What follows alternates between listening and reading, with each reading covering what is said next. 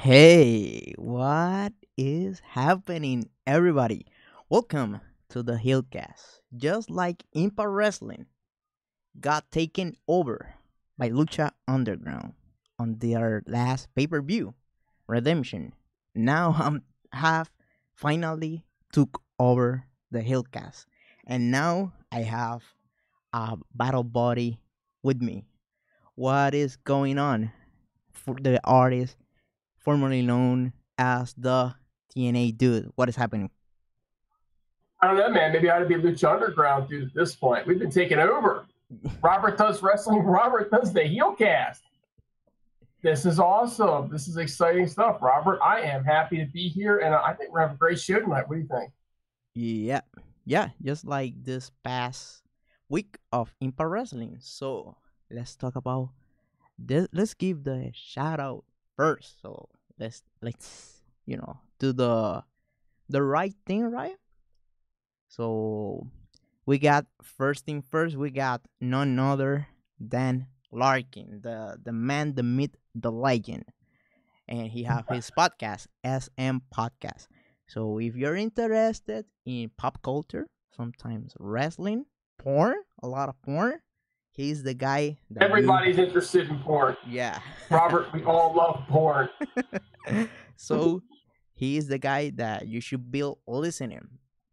The second block, we got another member of the Hillcast who just did a video not that long ago talking about Impact Wrestling, and he had been not doing that well when it comes down to his personal stuff, but now he's getting back into the game, and his name is FK9 Full Killer 99. So he is basically the trailblazer when it comes down to the Impact Wrestling content on YouTube. He have been doing this for 10 years, so you should be checking his channel if you haven't heard his thoughts about Impact Wrestling. Speaking about trailblazers, Andre Corbeil, he was one of the first ones to do this whole Impact news coverage. So if you haven't heard Andre Corbeil and his website Wrestling with Wrestling, you are in for a good treat. Another person that we got is the most successful podcaster that covers Impact Wrestling, and I'm talking about the Impact Launch with BQ. Another person that you should be checking out is the Wrestling Perspective podcast with Petey Williams. And of course, you should be checking my stuff, Robert Does Wrestling, on YouTube. I do Impact Wrestling reviews. Sometimes I pick up my guitar and play some of the themes of the wrestlers on Impact Wrestling. So check my stuff out. I upload Wednesday and Friday. Who else do we miss, Impact Dude? I think we pretty much caught everything. I think that Colin Chef are doing some things out there. With Impact Heads Network, whatever they're calling themselves these days. So they're out and about doing stuff in the world of sports, I think, mostly. But pretty much everybody in the Heelcast is doing something. It's pretty intense these days. So let's jump into the news. This was a slow week. So first thing, we got Braxton Sutter. He left Impact Wrestling. Now he reportedly asked for his release. What are your thoughts about this, Impact Dude? He was finally becoming somewhat entertaining. But I think from his perspective, he probably thought that he was being misused, and I think from Impact's perspective, he wasn't getting over. This is probably the best possible scenario. They've installed his wife as the knockouts champion. Probably the timing of which with him leaving probably is not terribly coincidental. I think they probably have to make her the champ at this point anyway, just for everybody else being injured. But I think the timing of that as well, and I think the fact that he asked to leave is good too, because the last thing that you really want to do is tell the husband that I'm sorry, we're letting you go, but we want to keep your wife, right? So him asking for his release, is probably the best way. But it's kind of a shame. He was starting to turn the corner to become something of of having some form of entertaining value. So it happens.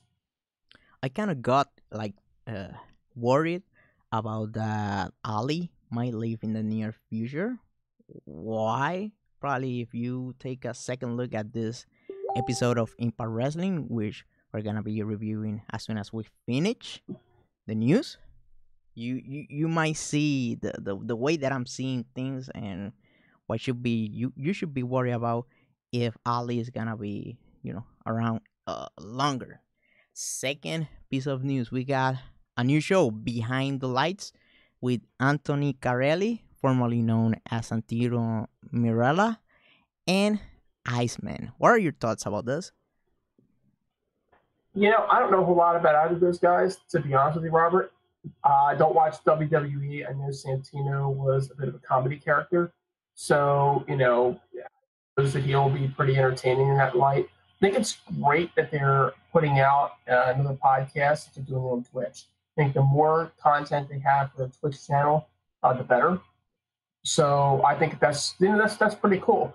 I think they ought to go 24/7 with Impact content, and you know you can't ask for anything better than that, honestly. I like I'm not a fan of Santino or the Iceman. I don't know who he is, but I like the idea of doing like the avalanche type of thing, avalanche content that works almost flawlessly on the internet if you know how to do it. So, best of luck for them. And once they debut the show, I'm gonna be listening to the show just as I listen to the 83 Weeks, the new show by Eric Bischoff. I'm hate listening to that show, so that actually got me pretty mad because everybody knows that how much I hate Eric Bischoff. But let's not talk about hate. Let's talk about wrestling for a second. We got another piece of news. We got a show, Wrestling Revolver in Iowa. That show is gonna be featuring the Impact World Champion Pentagon Jr. versus Jimmy Jacobs. That will also feature Tommy Dreamer, OBE versus Matt Sydal and the Rascals. That means Desmond Xavier and Sherry Sense. Eli Drake is gonna be in action. Taya Valkyrie versus Jessica Havoc. And also you have Shane Strickland is gonna be also in action. So I think I'm not sure if that show is gonna be recorded for Twitch or anything like that, but that seems to be a pretty solid car if you were to ask me. What are your thoughts? This is going to be held live on Twitch, actually. So Saturday night in front of your TV set with professional wrestling, getting to see the new Impact champion, Pentagon Jr. in action, right? And we got to see Pentagon Jr. what now? A grand total of 3 times in the ring? This will be the 3rd time, actually, right? And he's going to take on Jimmy Jacobs. What kind of treat is that? How often do we get to see Jimmy in action? He's effectively retired and doing the manager thing. So that'll be pretty cool. You can only imagine if Tommy Dreamer's involved, somebody's getting hit with a chair and somebody's getting bloodied up, right? OVE is going to be in action. Eli Drake. And then the one that I'm looking forward to the most, Robert, Taya versus Jessica Havoc. We talk about OVE being there, so it makes sense. Jessica and Sammy, being a couple. But if you remember correctly, Eddie Edwards vowed that he was going to head to Ohio to go after their wives. Is this some kind of foreshadowing that Jessica Havoc is going to be joining Impact Wrestling? So seeing her in action versus Taya, be interesting to see if there's any sort of interaction with Eddie Edwards coming out. I know he's not advertised for the show, but this is a live show. Anything can happen. That's going to be exciting. I don't know too much about the 30 and Zero Gravity or the Night Riders. I don't know too much about Jason Tatum. Shane Strickland is obviously, a big name in Lucha Underground. But I think it'll be a great opportunity for those of us that aren't familiar with some of these talent to get to know the talent. It's going to be a blast. So that obviously lead us to a question that I want to ask everybody in the audience. So if you're obviously watching this show live, please give us your thoughts on the comment section below. And if you're listening this on the archive, please comment and let us know what are your thoughts about this. And the question is the following: would you be open to see once again Jessica Havoc won once again on Impact Wrestling? What are your thoughts about this? Have your You mind know, changed ever since the whole controversy that happened and she got, criticized for being a racist? Do you think she's a racist? Do you think this whole thing could be interpreted on any other way? Do you think everybody deserves the chance for, obviously, a second chance, the power of forgiveness? What are your thoughts? Let me know. How do you think about this? How do you think, Mr. Impact Dude? wow, I'm going to go completely politically incorrect on this one. And I'm going to say the exact opposite of what anybody wants to hear. And I'm going to say it depends. When you sign somebody, it is what is the risk and what is the reward of that particular. Somebody like Jessica Havoc, if you can bring her in and you can make it work and work good by bringing her into this OVE, Eddie Edwards, Alicia Edwards, kind of a triangle and make something big out of it, then you know what? The chances of her flaring up again are probably pretty low and it probably works out. However, you're just going to bring her in as a talent. How is she going to get along with Akira Hogan in the back? Are there going to be any issues? Right? Is that risk worth the reward? That's what it's all about. This is a business decision more than anything else, and it needs to be treated as such. So, do I think she's a racist? I kind of think she's already shown that side of herself, right? And at the same point in time, do they give her a chance? I don't think it has so much to do with what she said as opposed to what she can provide. How are the fans going to react, and how is the talent around her in particular going to react? Her being with Sami Callihan being so over, might give her an edge to allow her to come back when otherwise a lot of us, including yours truly, okay, have said, no, I just don't, flat out don't want her back. I don't think she's worth the risk. This might be the way to do it and lessen that risk. Let's open up the fourth wall around here, right? So, as everybody knows, I've been part of the U.S. Army for 11 years, right?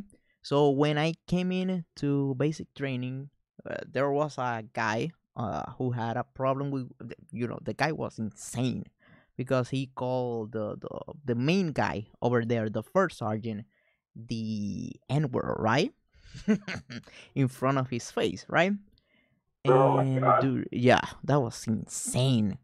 So all the drill sergeants got together with us, and we talk about the situation. What are we gonna do with this guy?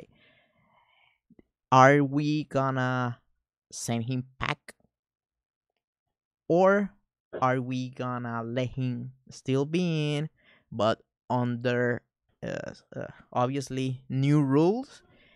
If he shows that he have changed his way, so they obviously put together everybody in the room, and everybody decided, hey, I was one of the people who was advocating not to kick him. Why? Because if we were to say kick the guy out, I think if he was racist, he would be double the racist because he will say, "Oh, these people cost me my military career." So instead of doing that, let's be forgiven into a sense. I think this is the same way Impact should talk to the talent first before bringing her in. Put everybody together. Hey, do you feel comfortable with her around here? Did he change her ways? Uh, if everybody is okay with that, so I have no problem. Bring her in. If anyone have an objection, you know, then it is not a good idea because that might bring a lot of heat inside the locker room, and that is the last thing Impact Wrestling needs. So we need a cohesive locker room. So I think that is the way they should go. If they are gonna bring her in, do it that way. another piece of news. Let me check my notes. Okay, got my notes over here. Oh, I think that is it for the news so far. If there's anything that pop out, let us know in the chat room. So let's start with the Impact Wrestling review from April 26, 2018. So the show opened up with Austin Aries doing a town hall meeting, explaining why he lost the title to Pentagon Jr., using the excuse that, okay, I was wrestling two guys.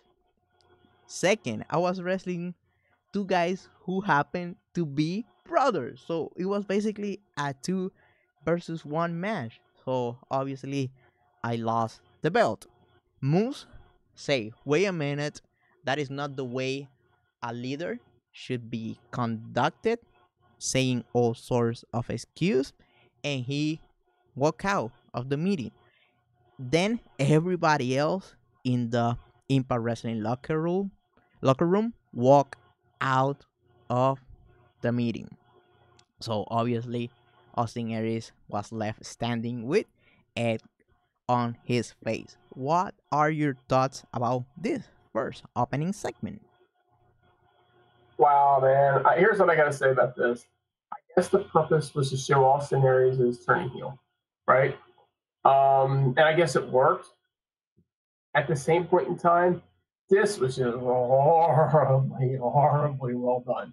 I mean, this was just terrible. This is a complete and utter waste of time. They actually took the opportunity to advertise town hall meeting. You expected something to be of interest rather than guys just get up and go, "This is stupid. We're leaving." And it really was stupid. I think the fans actually said it was stupid and left too, Robert. This was a disaster. It was horrible. If he would have picked up a Richard Justice or a Grado as a tag team partner out of this, because they were the only guy left, and they were trying to turn into some kind of comedy thing, maybe it would have worked. Maybe. But this is a bad segment. They haven't had many bad segments on Impact in a long time. But Robert, this was a bad segment. What I worry about all of this is that why Impact Wrestling do not have enough confidence into letting Austin Aries just be the babyface of the place. Last time he had the belt, he was obviously the champ, the babyface champ for like 2 months, and then he got eventually turned heel to wrestle against Jeffrey Nero, who's no longer with us. So that is the question that I have on my mind. Why don't you trust Austin Aries as the main baby face? That is the first thing that came through my mind. The second, I know that there was gonna be a battle for who was the face of Impact Wrestling after losing the big belt to a Lucha Underground talent. However, why does it have to be like the first segment? I think something else could have be put on this spot, especially when you're, you know, chasing for viewers versus the National Football League draft. So if you're just tuning in into the show, let's see. There's Austin Aries. He's making all sorts of excuses. Let me watch the draft. So there, don't give in people ammunition. That is the way I see things. You need to see things not necessarily us against them, but don't give people reason to dislike your show. You're starving for viewers. So I think turning the face of Impact Wrestling just straight up as a heel on the first show since the pay-per-view, I might have an objection about all of this. So next we go into the first match of the night.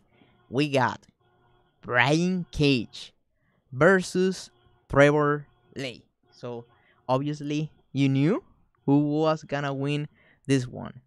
What are your thoughts on this, Impact Dude?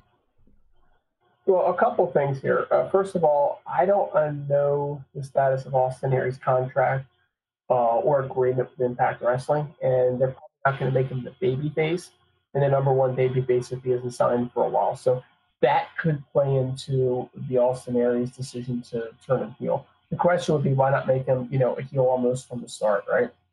Although I guess, that's something Eli Drake had up. As far as Brian Cage and Trevor Lee, these are guys that we know are signed or are pretty darn sure are signed for quite some time. Obviously, Cage is going over this. Cage is going to go unbeaten probably all the way until he takes the Impact Championship off of whoever is holding it at the time he gets his title shot, right? So his shoulders aren't going to the mat anytime soon, guys.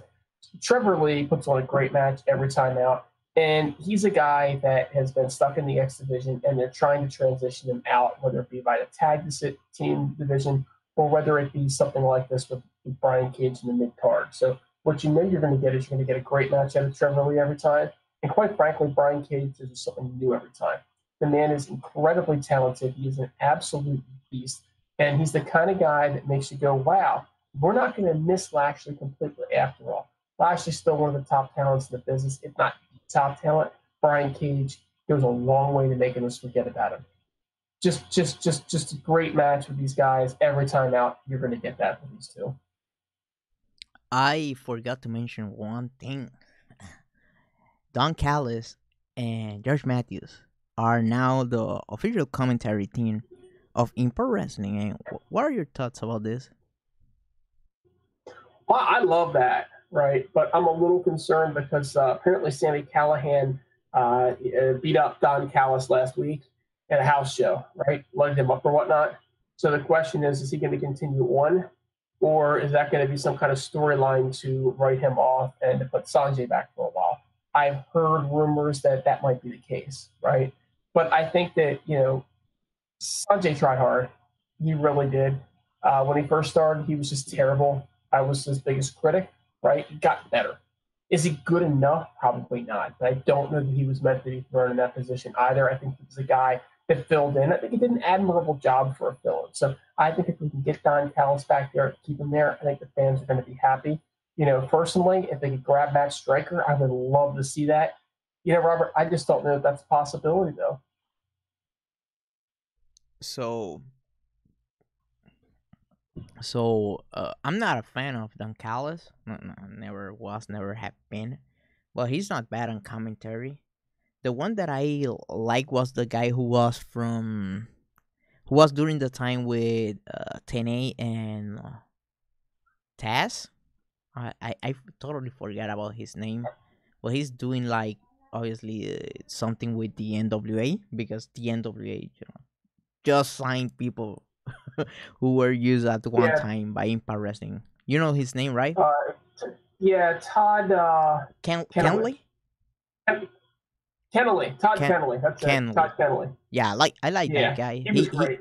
He gave me like the good vibe into a sense that he wants to be there. He was excited to be there, giving his heart, soul, and and mind all to Impact Wrestling, and that is something that obviously it is very important to each of the fans and to me. Next, we got the creepy segment of the show and a couple of segments, right?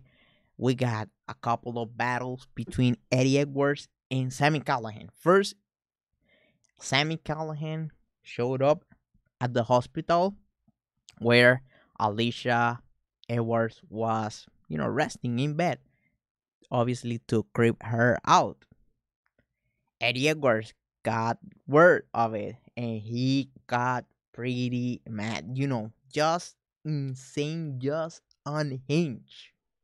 So he decided to attack. Sami Callihan at a hospital. What are your thoughts about this? I love this. I absolutely love the new Eddie Edwards.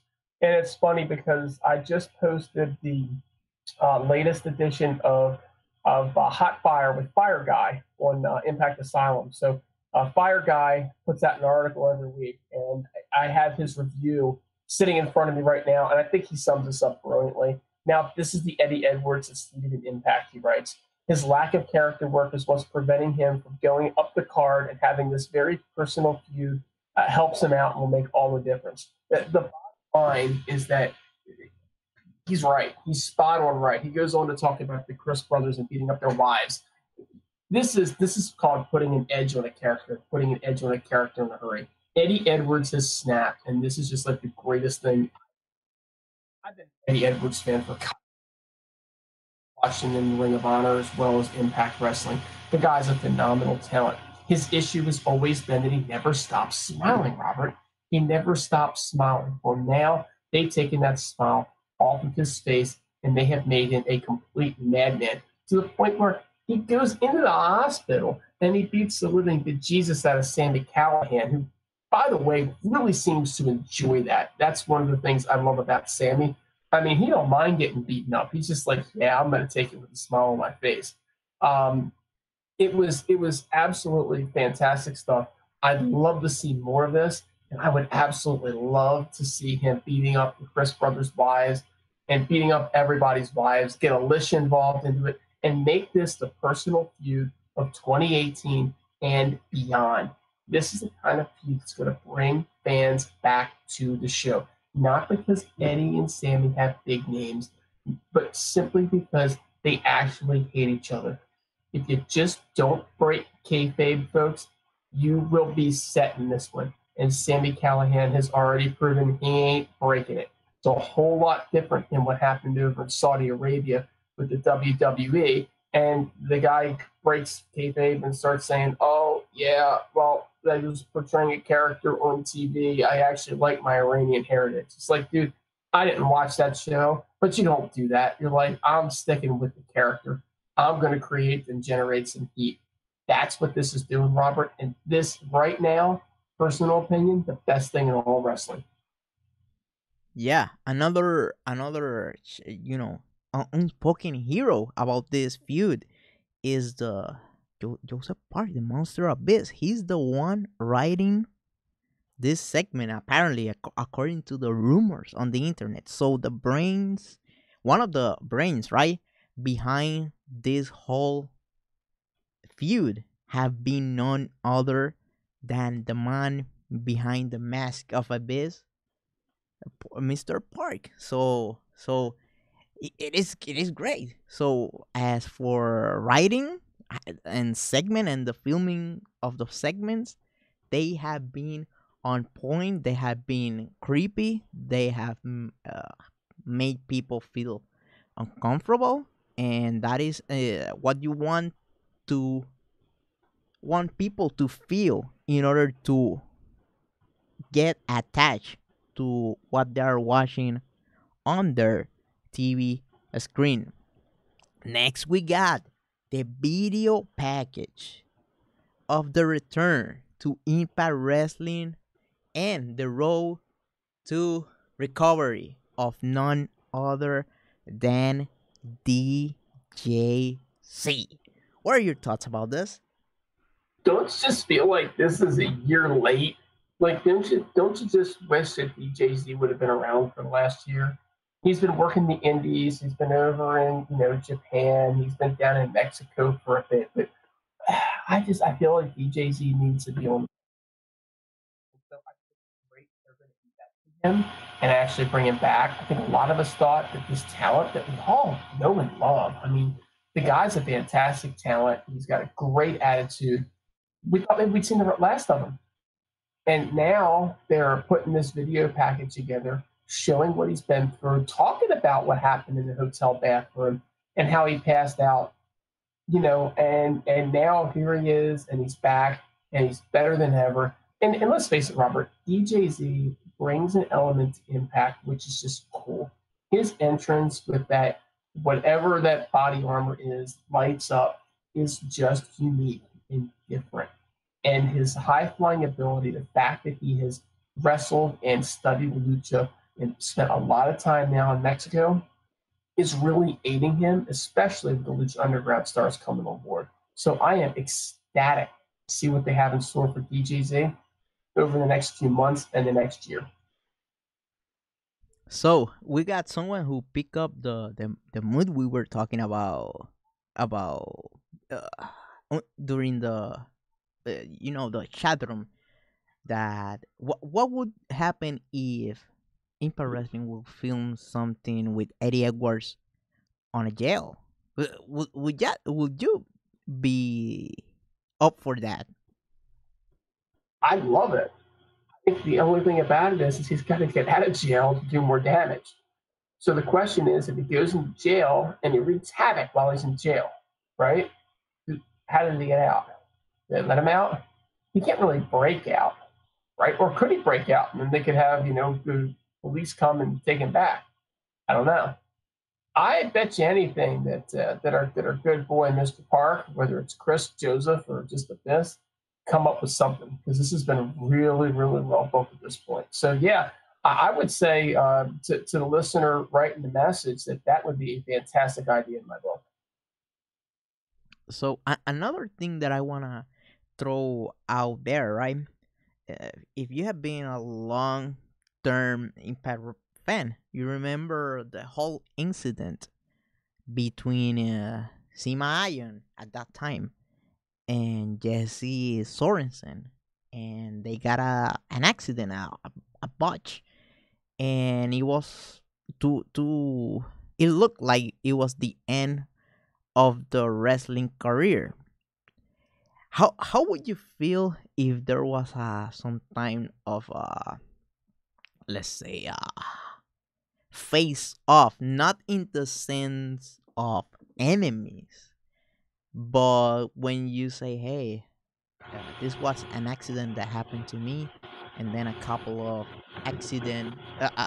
years later, accident that almost threatened your life happened to you. Into a sense, we are attached into a way that none other wrestler would be attached as such. What would you think about that? Do you think that is, I mean, that is too much in the past for people to care, or maybe too deep into a philosophical sense?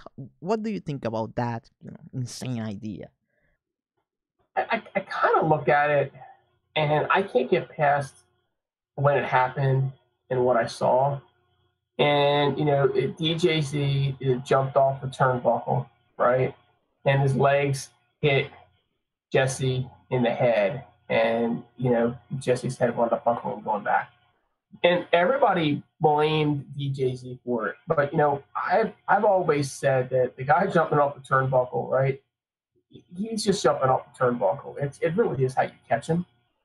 And in my mind, Jesse Sorensen was a little bit green at the time and needed to be a little bit more cognizant of where he was.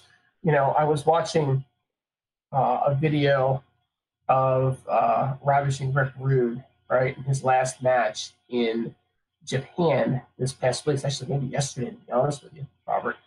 And he basically, the fellow that he was wrestling, I think it was Sting actually. It was Sting. Sting. Yeah, jumped off and did a suicide dive, and basically, Ravishing Rick Rude, he kind of like hit his head on a step, right, that went down, and his back looked terrible, right? But it wasn't Sting's fault. It was Rude's fault. Now, okay, I'm going to take that back. It was the promoter's fault. They should have done something. If you guys know what I'm talking about, never seen it, that ring area never should have been like that, right? Period. Yeah. In the story. But it's ahead. Not Sting's fault. Sting's just diving, right? Rude needed to know where he was, and he needed to have himself in a position to be able to safely catch Sting. And I think that's what happened with Jesse Sorensen. So in my mind, I can't really begin to answer that question because I just don't think that DJZ, as he's doing a backflip in the air, right, is really going to be able to figure out exactly how his legs are supposed to land on Jesse Sorensen's head. And I'm sure there are folks out there that disagree with me. Guys, feel free to knock yourselves out in the comments. That's what this is all about. I just find it hard to blame the guy to begin with. Yeah, so if you happen not haven't watched that match, the last Rick Rude match, go ahead and watch it. That is highly recommended by me and the Impact Dude. That is a historical match, and once you see the botch that ended up, cutting short the career, Rick Rude, you will notice the garrow was way down. It was like half the back of Rick Rook, and when he cashed a sting from a suicide dive, his back, turned all the way down like an accordion, and that's it. That's it. That's it. Now let's give some props here too, right? Because Ravishing Rick Rude busted up his back terribly. And folks, when you watch this match, you're gonna know when this happens. Like you're gonna look at it, you're gonna go, "Oh my God, his back!" Right? He winds up jumping off the top rope, right? And actually, it was a top rope knee or something, if I remember correctly, that he finished Sting off and won that match with. Yeah. It was insane. It was a title match too, and I believe the title changed hands from Sting to Rude in that match. So I want to give Ravishing Rick Rude amazing props for actually finishing that match. But that arena never should have been configured that way. Just never in a million years. Yeah, that was way too crazy. Let me see what else that we have in store. We got Moose as the second match of the evening. We got Moose defeating Braxton Sutter. This was about like 4 minutes long. What are your thoughts about this, Impact Dude? I think they're just putting Moose on track. Moose needed a match. He needed to come out to show that he was a badass, right? And so what they do, they fed Braxton Sutter to him. And so Braxton's on his way at an Impact, the kind of job to begin with. And that's pretty much all this was. This is a filler match. Nothing really to write home about. What I may question is, why would we need two squash matches back to back? I know they're trying to pander to an older audience, right? But why two kind of squash matches back to back? But I might disagree with the format of this, but I don't work for them. After the match, Moose cut a promo on Pentagon Jr. Very fiery type of promo, saying that yeah, Austin might have not took the title away from you, but I'm gonna be the one taking the title away from you, Pentagon Jr., because I am Mr. Impact Wrestling. What are your thoughts about this promo? I think they're building Moose up to be the next main eventer, right? And maybe bigger than that, maybe the next guy, right? But I think that Moose has always been in long-term plans. They signed a 3-year deal to begin with, which is kind of abnormal. They want to keep Moose around. I think Moose is an amazing talent. Starting to see some of the badassery with him. I think his character worked in this way from when he was in Ring of Honor. He's always been amazing in the ring, especially for his size. And I think they're going to try to build the promotion, around him as one of that core 5 or core 8 or whatever the core number is. So this is his stepping up into the main event scene, and hopefully he gets that shot, and hopefully they put the strap around him. I mean, he deserves the strap, to be honest with you. I would do that. I pulled the trigger probably on Bound for Glory, something along those lines. So he could be the champion around that time. But I think the title might change hand before that. I'm gonna go on a prediction. By the way, I haven't read that much of the spoilers. I think there was a title chance, blah blah blah. But I think before all of this, Brian Cage might take the title. I'm thinking the X scenario that I have on my mind is the following. The reason Brian Cage is doing all these X Division matches is so he could win the X Division title and then shortcut all the way to the top of the company. I think, and obviously the main event of Bound for Glory, if plans were like the way that I see it, it would be Moose versus Brian Cage. What are your thoughts about that insane idea? Oh, I think that's something that they're going to build to. In fact, I tweeted that out a few weeks back and said, guys, please leave these two fellows away from each other for quite some time. So, I'm hoping that Moose doesn't get the opportunity for the belt until at least Bound for Glory. I really want to see them give him the build and the rub on the way up. I feel like the belt will change hands 2 or 3 times at least, right? But in the meantime, I think Cage will probably get it first, and then they'd probably build Moose to be the guy that can actually go with Cage and drop it from Cage. Now I'm looking in the comments as well, and there's some talk about Eli Drake, and Eli did sign a 2 month extension, right? And I believe that takes him to the end of May, as Coleman 952 was pointing out. There's no reason to think that he might not possibly re-up that. At the same point in time, nothing has actually been announced yet. So I don't know that they can make Eli Drake the face of the company until that happens. But I think that they're probably going to go not so much with a face, but really a face of the company by committee. I don't know that they have anybody on the roster right now that's just going to pick up and be the face that has the ability to go out and meet with the fans and be the good guy. As much as we all like Eli Drake, I just don't see him as the face, the good guy face that's gonna be that John Cena, that Hulk Hogan, The Rock type of a thing. Amazing character wherever he goes, and wrestling can be one of the core. But I just don't see them having that person, that's there. So what else? Let me read what I have next on my notes. There was a Matt Seidel promo backstage. He was cutting a promo saying that he will face Taiji Ishimori on the next episode of Impact Wrestling. But the interview got interrupted when someone was attacked on the back. So when Matt Seidel ended up looking at the person who was attacked, he ended up finding out that the person who was attacked had like a red car with a X thing, a X whatever symbol on his chest. What are your thoughts about this? Could it be somebody coming for the X Division title? Matt Seidel's the X Division champion, and could it be somebody that is there for him to feud with? I just heard a whole lot about what that could be yet. We haven't heard exactly what could be going on, in this situation. They're making it seem like it's somebody we haven't seen before. At the same point in time, I haven't heard of any big debuts coming out of it either. So I don't know. In fact, Coleman 952 saying people think it's Killshot, and that would be a very logical conclusion to jump to because it's Killshot. He's knocking people out behind the scenes, but at the same point in time, who knows? Who it is for a while is my guess.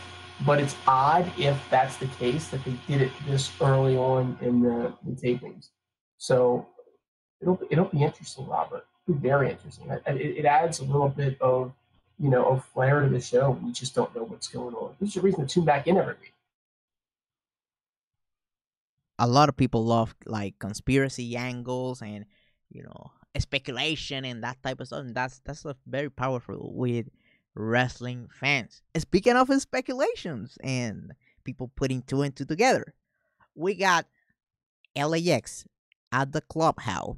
They were talking about that they lost the title because they didn't have Conan around and they don't know where to find him. And they were trying to call a king, right? They were trying to get in contact with him.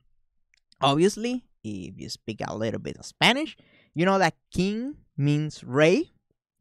And obviously, that will fuel the speculation about Rey Mysterio possibly going to Impact Wrestling. It might be true, it might not be true.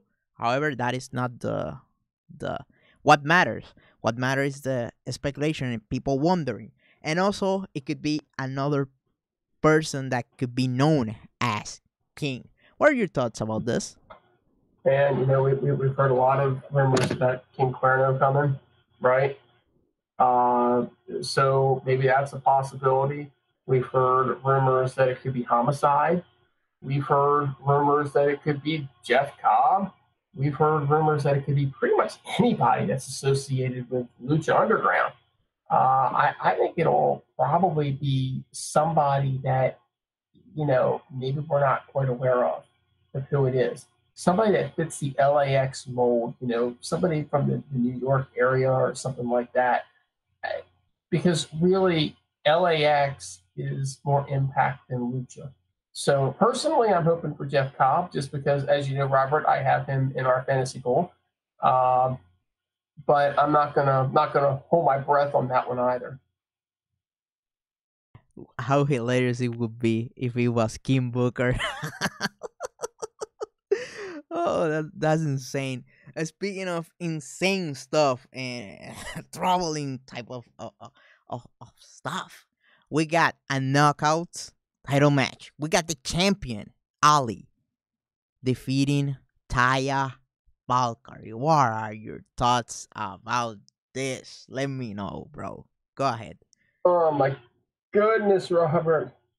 My least favorite match on the card by far. Taya's a great talent. Allie's a great talent. And so what do? They throw them together randomly on that episode of Impact, and Taya just does the deed. And we're done. Why? Why? Taya sound like a 2-year deal or something? Yeah, that is the same thing that I'm thinking about. Did these people fell out of love with Taya? They're portray her like she was the next big deal or something like that, and you just randomly made her lost clean like in 4 minutes, 5 minutes, something along those lines. I don't know why. I don't know what happened. I was like, what the hell is this like a fake Taya, and the real Taya is gonna show up later, or something along those lines. But this what I don't know. I truly do not know. And if you have your idea why does this happen, let us know in the comment section. But this actually caught me off guard. I was expecting hell, you know, Ali versus Taya. That's gonna be a kick-ass match. Bullshit, man. The 4 minutes match on a random, impact. After the match, right? Ali was celebrating because she beat Taya in 4 minutes. The group, an army of undead bride, show up with a coffin. The lights went out. Su Young attacked Ali. Then, once again, the lights went down and Rosemary showed up. And there was a face-off between Su Young and Rosemary. Then, once again, the lights went down and Su Young disappeared from the arena. What are your thoughts about this? Deserves better. I mean, the crowd reaction was deplorable. I know we got our friends down there at the Impact Zone, and they're probably going to be screaming in my ear for it. But I'm not going to lie, the crowd was absolutely pathetic. Rosemary barely got a reaction, and that was about from a production standpoint, Robert, as you can possibly do. And you bring your number one star in, and now there's this face off. Now, is it rushed? Yes, it is incredibly rushed. The only thing that I can say is that more likely than not, with Rosemary being injured, they needed to give her something to do, something to make the fans be there and tune in without having to actually put her in the ring in a physical match. And this is a way to do it. So I do expect to see Rosemary and Su Young stretch out. I do not expect to see them, really wrestling a true match for a while, right?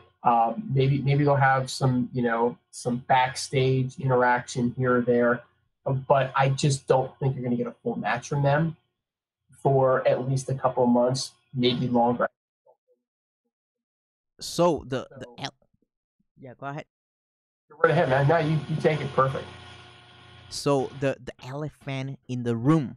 when we're talking about the feud between Rosemary and Soo Young. It is gonna be the obvious one. Do you think this is being rushed? What are your thoughts? Does this feud feel rushed to you? Yeah, I mean, it's like I was saying, it's incredibly rushed. The only thing that I'll say is that I think that they did it because of her injury, and Soo Young makes for some intrigue to be able to get Rosemary on screen time while she's injured. But these are two folks that I do not want to see going one on one again until at least Bound for Glory. I'd much rather have seen them come in and form some sort of a dysfunctional alliance or something like that to whet your. But they're obviously in let's put Soo Young over mode right now. So how do you put her over? You put her in there with Rosemary, because if you're going to get in with Rosemary, you're going to go over. And another idea that could be possible. Everything is possible, right?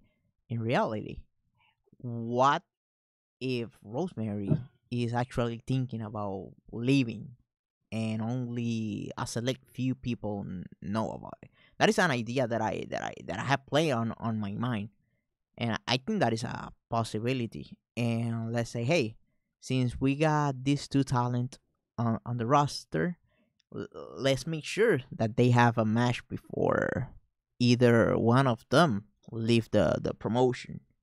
What are your thoughts about that idea? There's always that thought, right? I would definitely not take that away. I don't see her going anywhere. I think she's a little bit older than what WWE typically looks for in a wrestler.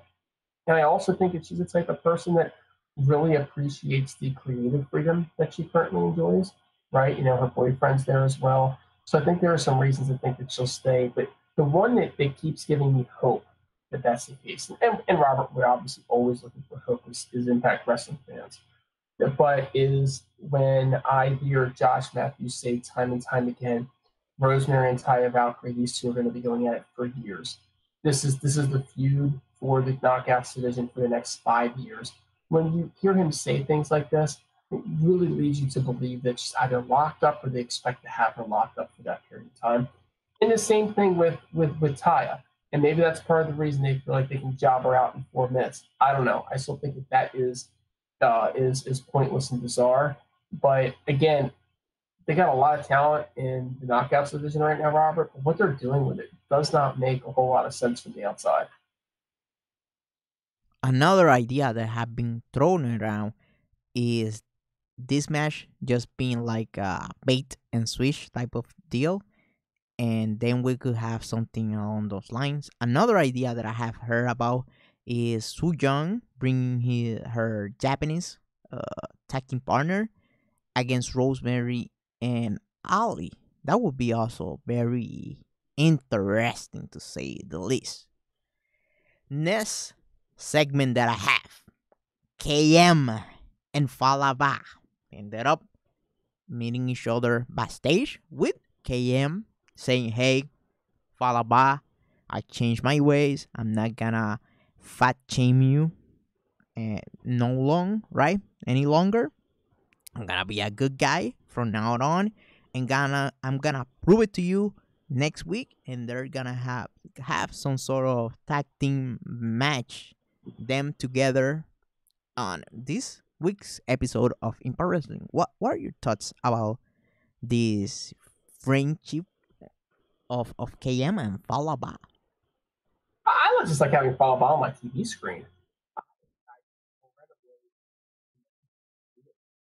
Um, that's what I like. KM's fun at times. I mean, he's kind of generic.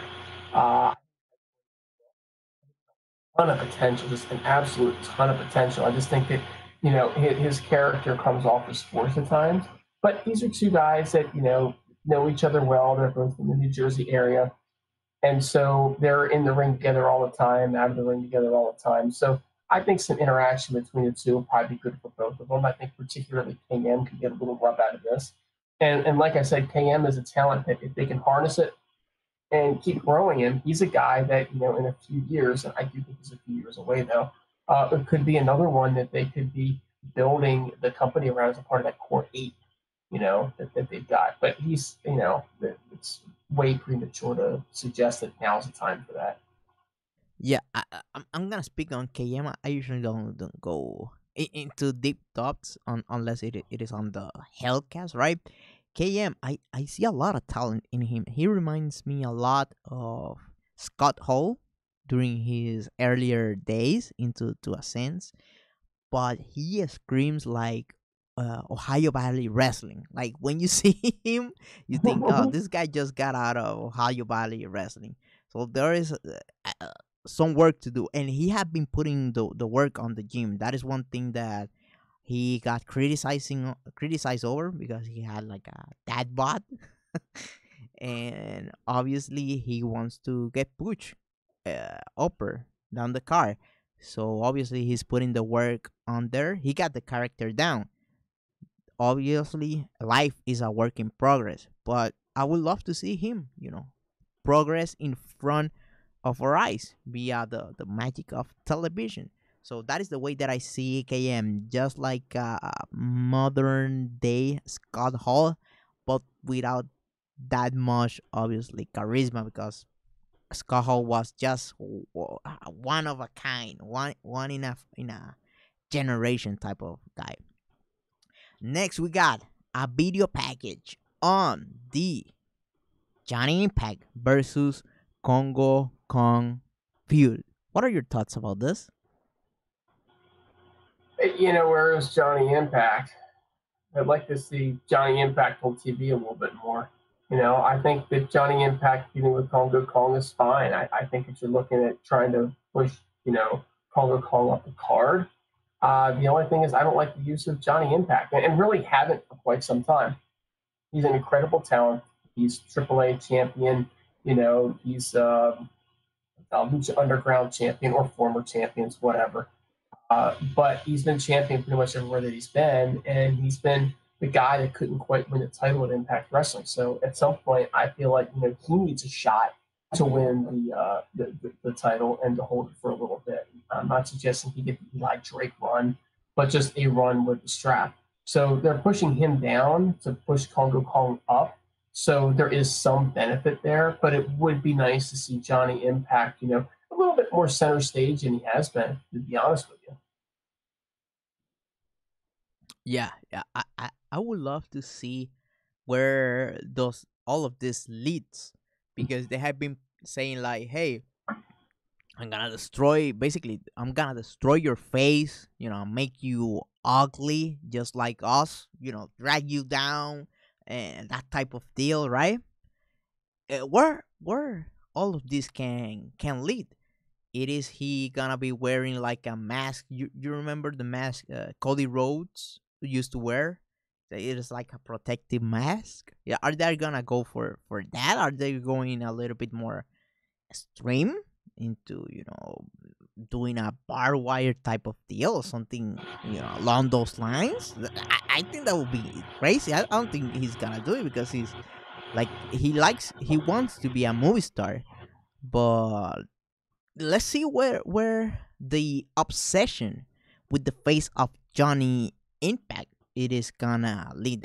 I'm very interested in that little detail of the feud, and that obviously is one of the things that is making that feud unique because into a sense it is centered around jealousy but of that one thing, and that is something that obviously makes it have a little bit more of a unique flavor. Next, we got the main event of the evening. We got the tag team title match. The champions, Big Papa Pump, Scott Steiner, and Eli Drake versus the Latin American Exchange, LAX. What are your thoughts about this match? Well, first thing I want to do is I want to go back and I want just a couple comments in the chat window because I don't think that I was talking about who might be the king that would be joining. When I said somebody from New York, I was thinking somebody of Latino descent.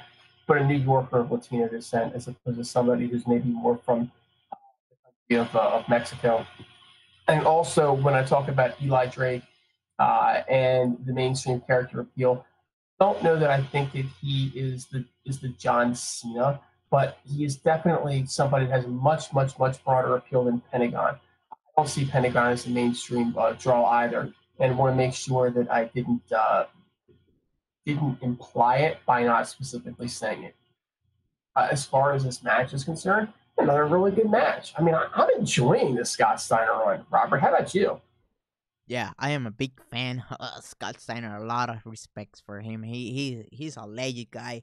He's one of my guys. By the way, I just tweeted like a week ago. I went to like his Twitter page, right? And he was during the hurricane season that happened here in the Hurricane Maria. He was tweeting about the island. So just in case you don't know, the big scar that he have on his back happened here due to injury, and the doctors here basically saved his life by doing that unorthodox type of surgery in order to make his lung works. So he was, tweeting in support of help for the island, unlike people who claim to have Puerto Rican heritage. I'm not talking about Revy. I will never be attacking her. So so my so my thoughts about this. I am enjoying a lot the run of Scott Steiner. He is very entertaining. He's obviously politically incorrect, but that is part of his character and stuff. He's on Hinge, but he is funny. He's one of those guys who, when you think about the fun times in wrestling, you think about that guy, and that guy is a workhorse. A lot of people do not know that this guy have a drop foot syndrome. If you don't know what is that, go ahead, open your a Google page and put that on Google. Drop foot syndrome. What happened is you will not feel like your whole foot. That is why you see him like he's walking just just regular, and it happens like a minute and he's walking like a robot. It's because he doesn't feel his leg. It would be like having a prosthetic leg. Into a sense, you have no feelings of your nerves, and he had that injury ever since I think 2001. So he wrestled like 6 7 years on on the top of the wrestling world, on World Wrestling Entertainment, and on TNA Impact Wrestling with that injury, which that probably makes his life as a wrestler a living hell. So I have a lot of respect for Scott Steiner. I mean, I am a huge fan. I mean, Scott Steiner is just so much fun to watch. But the one thing I'll say in this match is, I felt like Eli Drake did all the work. Like Steiner's age and the number of matches that he just wrestled the night before, and he was maybe a little bit tired. It felt like Eli did the brunt of the work, got the win, which is always good too, for Eli, and then comes out and gives the promo, and LAX. Let's face it, LAX is just awesome. What can you say about LAX other than they're just awesome? People are actually complaining online because they've lost twice in a row. Oh my God, folks! LAX lost 2 matches. Terrible, right? I mean, talk to me when Cage starts losing 2 in a row. It's okay for LAX to lose. They're not, impenetrable. They are allowed to to lose every now and again. But just Steiner's presence in the ring, and what he brings to the ring is he 53 at this point, Robert? I think he's 53 years old. Let me check. Keep Yeah. talking. Let me Google Either that. way, I mean, he's in his 50s at this point. What just an amazing for him to still be able to do, the Frankensteiner off of the top rope and get the pop out of the crowd. So just hats off to Scott Steiner across the board. But in this particular match, this was the Eli Drake show. And let me tell you something, man, that promo afterwards, Robert, that was just, that and Pentagon coming out, that was some good stuff, don't you think? Yeah, I just find out Scott Steiner is 55 years old. 55. Yeah. Oh my word. And he's doing Frankensteiner, doing the birds, flipping the birds to the ground. This guy is the man. So I'm not gonna lie, Robert. I'm 44, and my kids tonight decided that they wanted to do gymnastic night, family gymnastic night. So my wife and I had to try to do bridges, right? My back is killing me sitting here from this bridge. My wife hurt her back on it too. We couldn't do it at all. And Scott Steiner is 11 years older, and he is doing flips off the top rope. Yeah, It's insane. with a foot that you don't feel half of the time when you're walking. This guy is Exactly. this guy is an android. That is a new conspiracy. I'm gonna start. It is Scott Stein. It is Scott Steiner a human or he's like an AI, an I'm android. hoping he's not human because if he's human, the whole race is in trouble to begin with, right? Yeah, I think he's an android. So I'm gonna be pushing that conspiracy to the world. So after this match, there was a couple of promos, right? And Eli Drake teased a cash in because he have the briefcase with a chance to wrestle for the belt. But Austin Aries decided to show up. He still have his arm dislocated. So he show up with his belt and his broken arm to say, "Hey, Eli Drake, don't waste your time, trying to go after Pentagon Jr. I am the one who have the Impact Grand title. So since the man makes the belt, that means that I am the real big time champion around here." So obviously Pentagon Jr. joined in and he did like a short promo, kind of basically saying, "Hey, do whatever the fuck you want. I have no fear. So do whatever the hell you want." Then Eli Drake and Scott Steiner ended up attacking Austin Aries and Pentagon Jr. Austin Aries and Pentagon Jr. were able to retaliate and attack Eli Drake and Scott Steiner and send them outside of the ring. And Pentagon Jr. and Austin Aries ended up facing off to close the show. What are your thoughts about this last segment of the show? It was a really good segment and just another way to show and prove that solid show throughout. You do not need a super strong main event. This tag team rematch. Everybody knew Eli and Steiner were going over. They weren't gonna. They literally were not gonna drop the belts that fast, right? So there really wasn't much to look forward to. But again, you didn't mind tuning in because you just expected something fun was going to happen, and this was a really fun segment. Don Jr., he really was.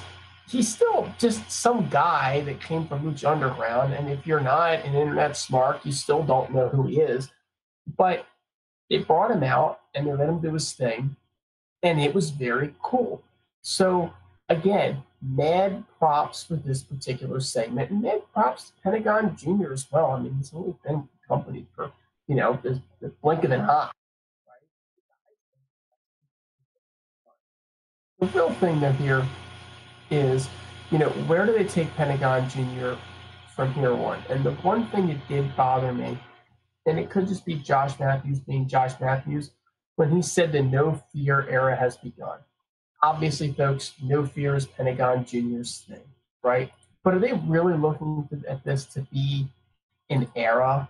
Or is this just Josh Matthews' way of saying he's a champion and I want to promote the fact that he says no fear? What does that really actually mean in the context of Impact Wrestling? And I suppose, Robert, we're going to find out over the next several weeks. I truly hope Impact Wrestling, decides to explain what the whole thing about the no fear behind Pentagon Jr. If they don't do, I'm gonna give you the heads up I'm gonna explain to you, right? So the this is basically the history of the mask of Pentagon. So you put two and two together, right? What happened?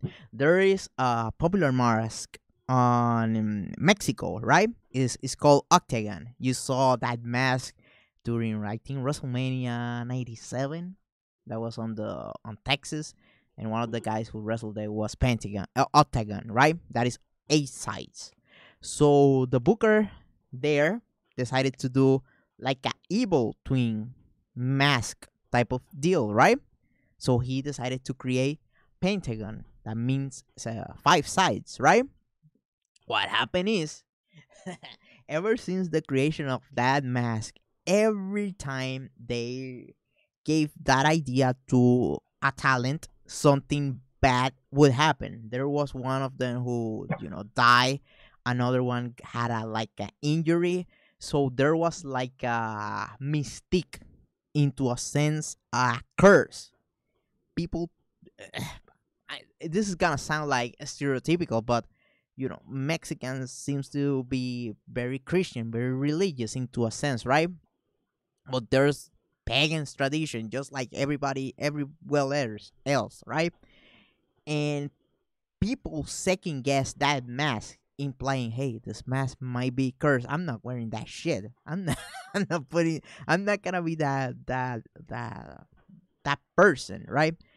And when he got proposed with that idea, hey guy, I don't know what is his name.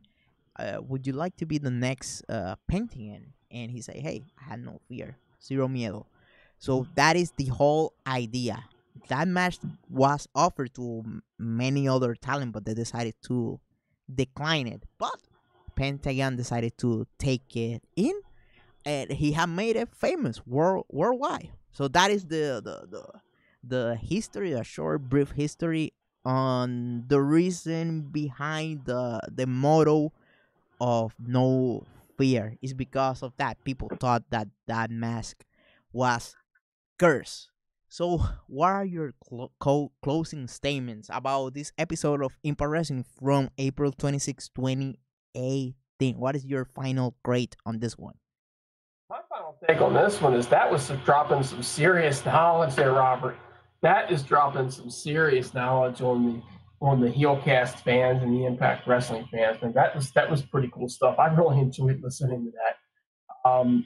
As far as the show's concerned, Yeah, go it was ahead. another good show. It was not as good as some of the ones we've seen up to this point, but it was also the fallout from the pay-per-view, right? And so the fallout from the pay-per-view probably shouldn't be the best match that they give. Otherwise, it means you're not going to feel like you got your money out of the pay-per-view. So again, it was a little lackluster in the main event. They made it work. Do not understand Allie versus Taya at all. Had a little bit of filler in there with Moose and Braxton and Cage and Lee. But ultimately, they gave us some really good stuff with Eddie Edwards, and they ended it on a very high note as well. And so I think when you look at it from that perspective, again, it was a good solid show for the company, and it was going up against the NFL draft. So again, you don't want to blow your wad going up against the NFL draft, but I think as long as they keep giving me Eddie Edwards and OVE every week, I'm probably going to be happy with the show. That was into a sense the highlight of the show.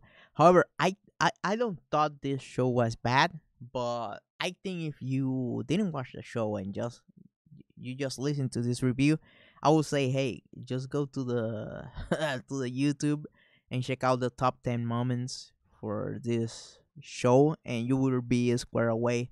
Because at the end of the day, obviously they lost a lot of. They were not that good with time management.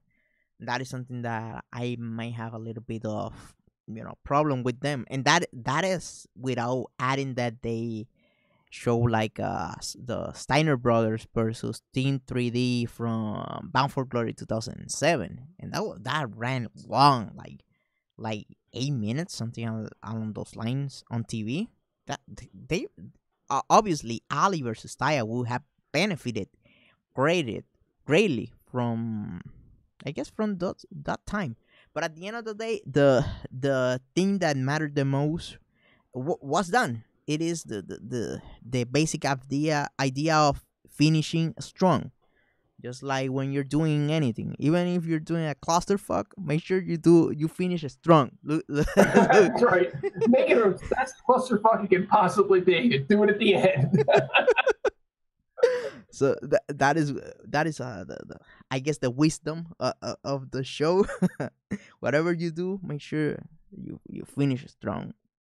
So the end was good, and there was a cliffhanger for next week's show, and the show for next week it doesn't get bad at all. Let me check the notes for a second because I should have all of this square away. But we got Taichi Ichimori versus Matt That's Seidel. Seidel. Yeah, That's going to be a good one. we got that next week. We also got KM and Falaba working together as a tag team. We got a 6-man tag. We got Drago, Fantasma, and Aries Star versus DJC, Desmond and Sierra, Xavier, and Andrew Everett. We will also have Taya Valkyrie versus Kiera Hogan and Rosemary versus Su Young. So, Wow, already. Yeah. Yeah, there's no way that thing's going to go off as a long match. She's injured. Something's going to happen there. Has to. Sunshine. Has to. Yes. There's no way they can. If they give us a 20-minute match, man, I'm going to be out of here. Yeah. I'm going to be like, all right, I'm done now. So, you heard here, faders. If that match goes 20 minutes, Impact Dude is going to be on Suicide Watch at the near. Yeah, you can't do that. So you can't do that fast, man. That's way too soon. It's got to be a run in the back. Somebody gets injured before the match begins, or gets chased off, or something like that. Rosemary goes after a fake Su Young, or I don't know. Any other shenanigans you're expecting? Exactly. There needs to be there better be shenanigans, and I don't say that very often, folks. There better be shenanigans in that one. So I gotta go read the spoilers now. Yeah. Be a good boy. Don't read spoilers. That's not for real Impact fans. Your Impact card fan is gonna be revoked. That's right. That's the funniest conversation. They already took my man card. Now they're gonna take my wrestling fan card as well. yeah. That's like the funny stuff out of Twitter. Everybody question each other. Are you a real fan? No, I just watched this for the fuck of it. I'm a fake fan. Don't tell anybody. I don't really exist. I'm a made-up Twitter account. I'm a fake. I'm a bot. Hyper wrestling bot. A complete fraud. I really just tune in for Days of Our Lives or whatever it is that comes on beforehand. And Impact Wrestling just happens to be on after that, but don't tell anybody. Yeah. So that's it for us on the Heelcast. I hope you enjoy this podcast, and let us know what you thought about this show, this episode of the Heelcast. Me as the driver during this whole experiment tonight. So that's it for me. As for everybody involved in the Heelcast, we wish you a great day, a great night, wherever you're listening to this. Make sure that you subscribe to the channel and check us also on SoundCloud. So that's it. Goodbye and thanks